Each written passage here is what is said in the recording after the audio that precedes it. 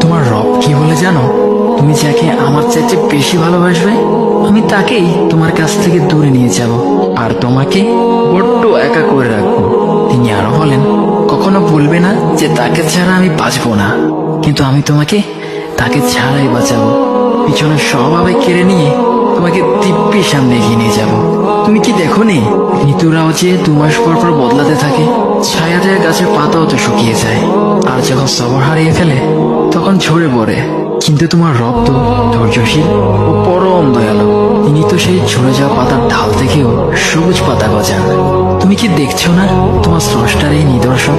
যে মানুষটাকে তুমি নিজের জীবনের চাইতেও বেশি ভালোবাসতে, সেই মানুষটাও একদিন অচেনা হয়ে যায়, তোমার মন ভেঙে যায়, এমনকি বন্ধুর শত্রুতে পরিণত হয়।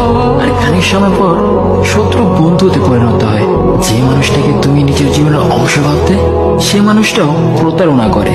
বুঝি না, এত কিছু হওয়ার পরেও তুমি তোমার রবকে বাদ দিয়ে সেই মানুষগুলোর উপরই ভরসা করো, যারা তোমাকে প্রতিনিয়ত কষ্ট দিয়েছে।